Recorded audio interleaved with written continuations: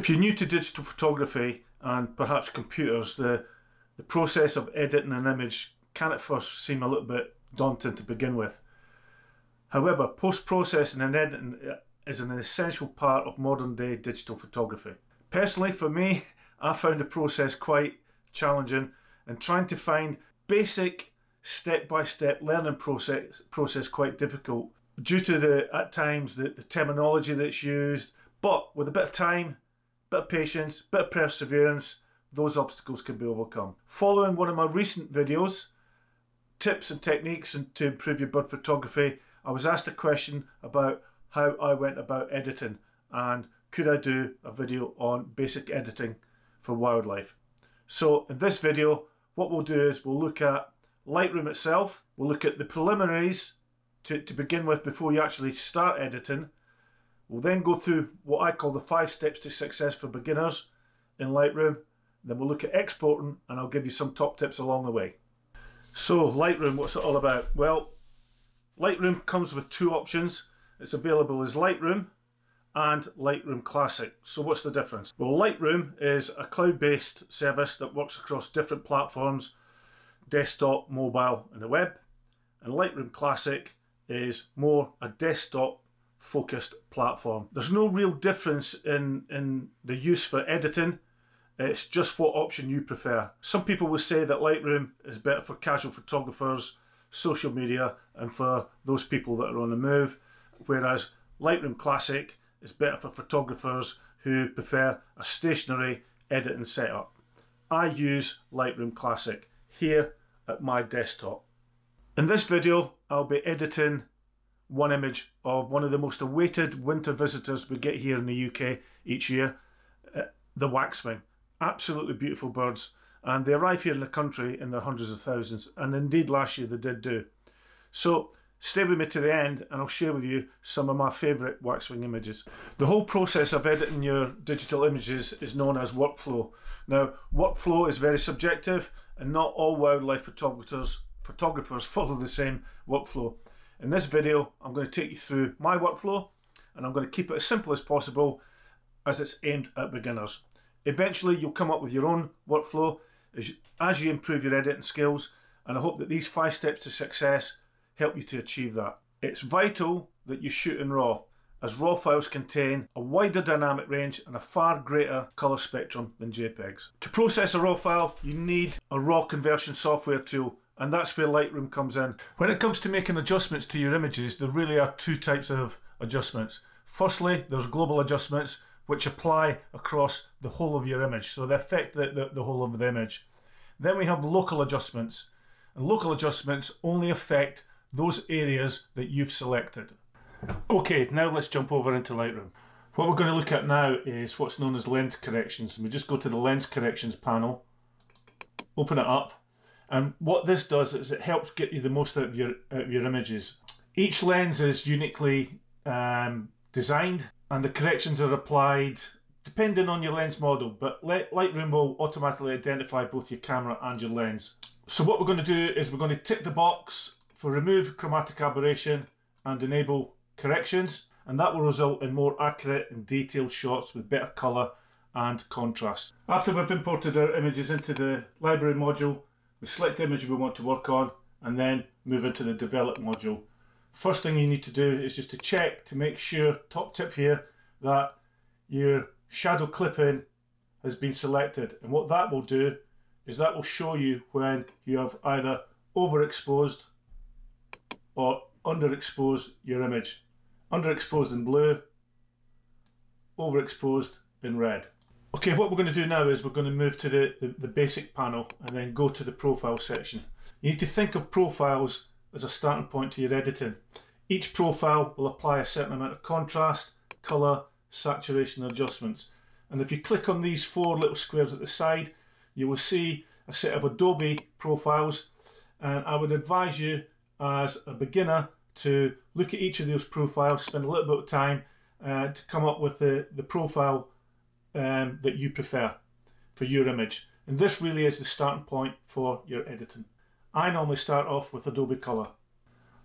Having applied the Adobe profile, what I'm going to do now is I'm just going to close down the left hand side. I'm not going to be using any presets at all. I'm not going to be using this side at all. So I'm going to close that down. Top tip, the before and after buttons. Great little tool to be able to look at your initial raw image compared to what the profile is now.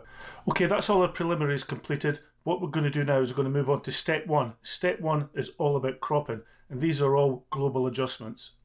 So first thing we're going to do is we're going to select the crop overlay tool. What will happen then is that a 3x3 grid will appear just like you use for the rule of thirds. We then need to go to the original button to select our aspect ratio. I only use 1:1 or 16.9, and I find that 16.9 gives me plenty of room to move my image in and to work with. Applying the rule of thirds, what I'm going to do is a big distraction at the top of the picture. So I'm going to bring it in, try and get rid of that. Try and centre the rule of thirds here on the bird. I'm happy with that. It's got plenty of room that it's looking into. Yeah, that's fine. And then hit the crop overlay, and that gives me the crop that I want to work with. If my horizon was off centre, what I would do is I would go to the angle button and I would centre my horizon. On to step two now, and we're going to look at white balance, and again these are global adjustments, so it affects the whole image. The brightness of light in an image is called its white balance, and different types of light change the colours in different ways. So to achieve the white balance that you want, you have to change the tint and the temperature of the colours. In the white balance section in the basic panel, there's a section on white balance. And Lightroom has a number of presets, and it's just here under where it says as shot. If we click on that, you'll see that there are a number of presets, and if you just click on each one, you'll see how your image changes with regards to white balance.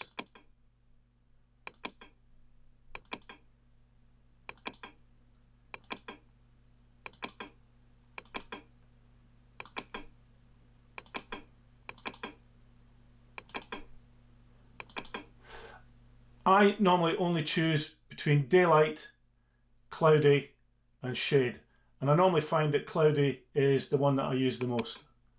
You can also change the white balance by selecting the eyedropper, the white balance selector. What that does is it gives you an eyedropper, and if you move it across your image, it will select the colours, and what you're looking to do is choose either a white or a grey to give you that neutral start for your white balance. But as beginners, I would advise you just to stick to the presets for white balance. Having selected cloudy as my white balance option, what we'll do now is just go down to the before and after view, and you can see straight away the difference that it's made. The after with the cloudy, it just makes the image pop out that little bit more. Okay, what we're going to do now is we're going to move on to step 3 in our 5 steps to success workflow. And in step 3, we're going to look at exposure, we're going to look at blacks and whites, highlights, shadows and presence. Moving on to exposure now, and we'll find exposure in the basic panel in the tone section. So these are all global adjustments. First thing we're going to look at is, or what we're going to do is we're going to look at each of the sliders. Firstly, exposure. Now, exposure changes how bright your image is or how dark your image is.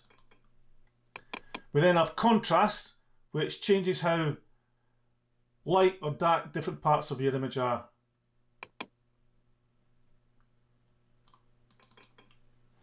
We then have the highlights, which brings back detail in parts of an image that are too bright or they're overexposed.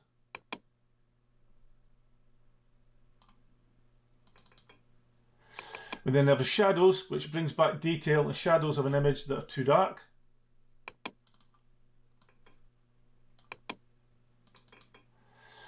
We then have the whites, which changes how the white points in an image look.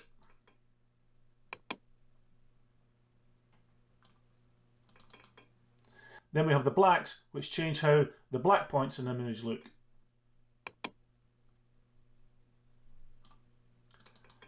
And we can see by moving the sliders how each different aspect changes the brightness and the darkness of the image exposure. But the first thing I want to look at is the histogram. And if we look at the histogram for the waxwing, we can see that it's a pretty good exposed image, apart from this one area across here in the blacks, where it's slightly underexposed with the blacks. So we'll deal with that as we look at exposure. Top tip: if you want to change the values for any of the sliders, good tip is to use the arrow buttons on your keyboard. So what you do is you highlight the slider, and then on your keyboard you just press the arrow button. I use the left and right button. So if I go to the right, you'll see that the values increase by 0.1 of a stop. And then if I go to the left, they decrease by 0.1 of a stop. And it's just a good way of gauging the exposure of your image. Okay, I'm now going to look at the exposure of the waxwing and work on it. And just keep your eye on the histogram. At this moment, I'm looking at the overall exposure of the image, but I always keep my eye on the clipping. So, highlighting exposure slider, increments of 0.1, and we see that at 0.3 the clipping has stopped. So I'm going to leave that there. When it comes to the highlights, I want to get some detail back in the bright areas. So what I'll do is I'll bring that all the way back to -100, and that just brings out or releases more information from the bright areas. Shadows are fine, so leave them. Whites, again, whites can hide quite a bit of detail, so I just like to lower that a little bit. So I'll come back to -60, and that just brings out a little bit more detail in the stomach, chest area of the bird. Blacks are fine. Again, check the histogram that there's no clipping. Then the last thing I'm going to do is I'm just going to check the before and after images. And again, I think you can see the difference between the before and the after. The after is looking much more dynamic than the before, so I'm happy with that. Next, we're going to look at the presence panel, and this is where we're going to make our images pop. You have texture, which adds detail to an area. Clarity adds or subtracts punch in an image. Dehaze, which gets rid of fog and haze. Vibrance, which changes the intensity of the colours. And saturation, which changes how bright a colour is. Now, I would strongly advise you, if you're a beginner, to be very careful with this workflow. It's too easy to overdo it. I will normally only add about +5 to texture and +5 to clarity, and then check my picture. And I think I'm okay with that. We're now going to move into the detail panel and step 4, which is to do with sharpening and noise reduction. The detail panel is where you change how sharp your images are and how much noise they have. Sharpening enhances the edges and the contrast, and you'll see on the panel amount, radius and detail, and they have default settings. As a beginner, I would leave these as they are, and the only thing we're going to touch in the sharpening part of it is the masking slider. Before we do that, we have this little icon up here, which is the detail zoom. If you press on that, and then I always place this over the subject's eye. Very important in wildlife photography. What you then do is press the Alt key on your computer, press the mask in, and a mask will appear, and then move the masking slider to the right, and you'll see all that fuzz. And you keep moving the slider until all that fuzz disappears, and you're left with a sharp outline on your subject. When it comes to noise reduction, as a beginner, I would advise you to just press the denoise button and let Lightroom do its magic. As your editing skills improve, you can learn more about the specifics of noise reduction, and that will further help you to improve your post-processing skills. So just press the denoise button and just wait till it's finished. It can take some time in Lightroom for this to complete. So I'll fast forward to the finished article. And there we have the completed noise reduction. I'm sure you can see the improvement in the area around the eye with regards to previous. Moving on to step 5 now, we're going to look at masking and local adjustments. So far we've looked at global adjustments which affect the whole image. There are times when you want to only make adjustments to certain parts of your image, and these are called local adjustments. Lightroom allows you to make certain or mask certain areas of the image, things like the subject, the background and the sky. So we will look at the subject, the sky and the background, which are all important parts of wildlife images. Okay, we're ready to start masking. So we select the mask button, select the subject, let Lightroom do its thing while it selects it. One thing to note is that it will select, sometimes it will select areas that you don't want masking. So up here in this little box, there's a subtract from mask. If you select that, and then I normally use the brush, and then all you do is you come onto your picture and you highlight those areas that you don't want masking. So let me just do that, and then we'll come back to the finished object that I want to mask. And one area to note is that between this berry and the bird's mouth, there's a gap that is selected, so we want to just make sure that that's subtracted. And sometimes you'll get, especially between wings areas, that you just need to subtract. One very important area, especially in wildlife photography, is the subject's eye. So what I'm going to do is I'm going to subtract it for now, and I'll come back to the eye, and I normally leave the eye till last because it's so important in bird photography. Now I'm ready to start making my adjustments to my subject. You need to be very careful here. So you need to take it nice and easy to begin with. So looking at my image, I'm going to put a little bit of exposure on it, just a little bit too much. Bring it back, that's fine. Contrast fine. Highlights I tend to bring down, try and bring out a little bit more detail in the white areas. Shadows, just again a very small amount, I believe. That's about fine there. Whites, bring the whites down just a little bit. Again, just to try and bring a bit of detail. And the blacks, just a tiny little bit to the left. And I'm happy with that. The final adjustment that I'm going to do on the bird is the eye. So I'll take it to 300%. New mask. I'll select a radial gradient. And then what we do is we play the cross in the center of the eye and then expand it until we cover the eye. Once we've done that, we can then make our adjustments. Now, when you're adjusting an eye, you have to be very, very careful. It's got to be very subtle here. So I'm only going to change the exposure and the shadows. So with exposure, I'm only going to take it up very slightly to about there, ever so slightly. And then shadows again, click on shadows, and then just ever so slightly, keeping your eye on so it's not too much. Happy with that. Then click fit, and that's it. Note the catch light in the eye, a little bit better than the one before, and it's very subtle. Okay, the final adjustment we're going to make is to the background. There's no sky to mask, so new mask, select background, let Lightroom do its stuff, select the background. Again, check to see if there are any areas that are highlighted that you need to either add or subtract. And again, the area around the berry and the mouth.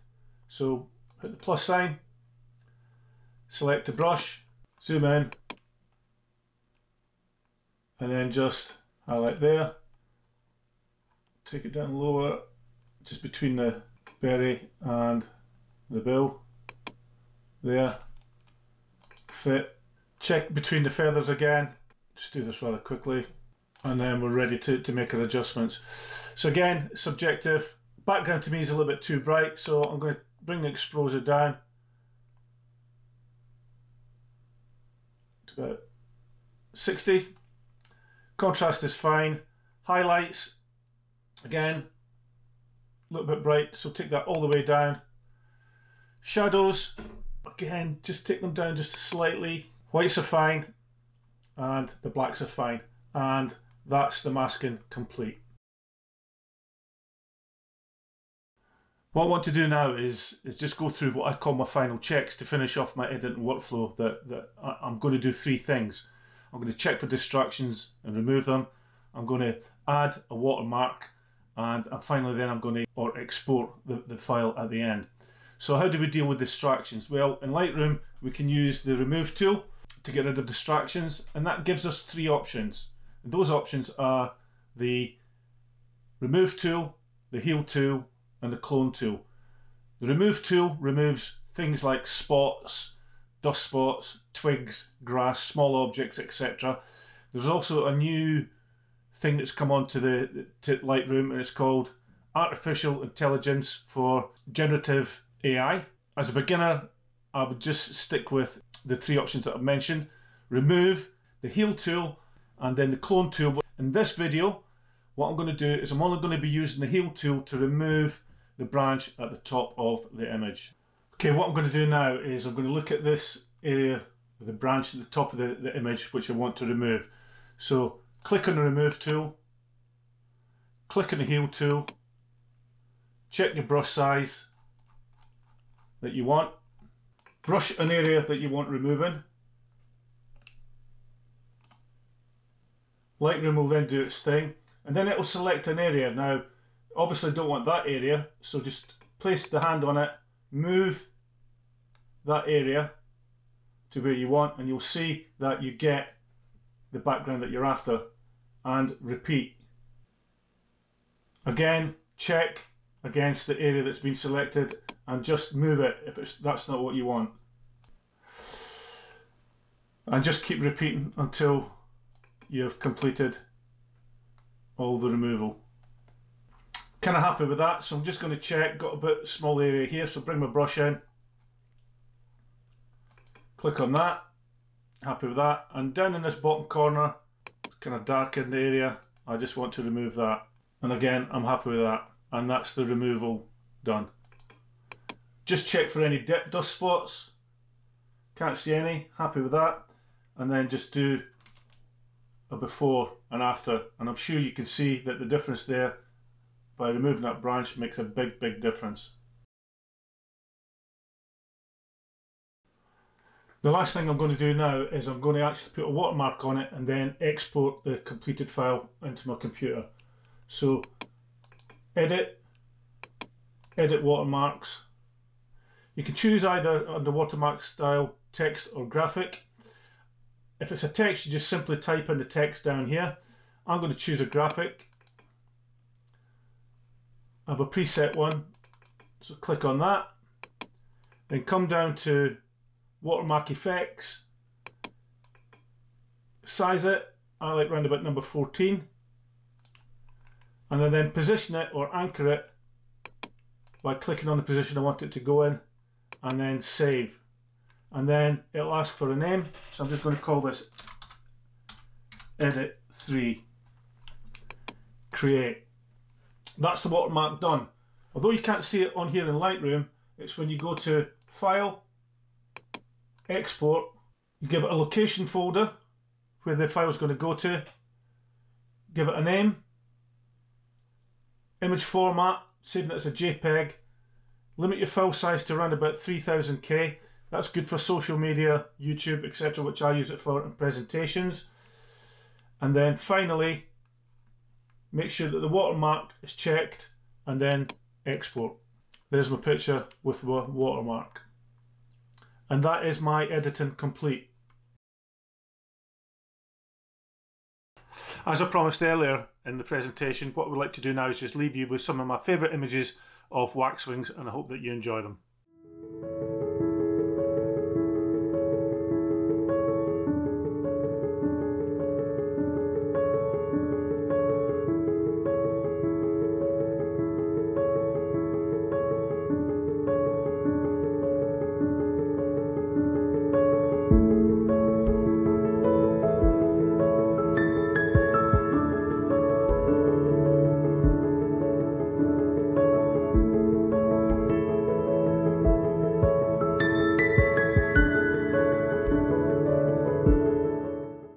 Thanks for watching this edition of Kevin Hatley Photography and how to edit wildlife images for beginners. I've really enjoyed making it and I hope you have as well. All I would ask is that if you've liked it, could you hit the like button? The likes really do help me promote the channel, and I'm very pleased to say that only this month I've breached the 4,000 subscriber barrier, and I would never thought for one single moment when I started this channel that I would get that many subscribers, and it's due to the subscribers that gives me the incentive to keep going, so thank you very much. If you haven't subscribed, could I ask you to subscribe to the channel? It's completely free, doesn't cost anything, and as I said, it helps me to just share my knowledge and experience of wildlife and bird photography with people all over the world. So until the next time, stay safe, take care, and I hope to see you soon. Bye for now.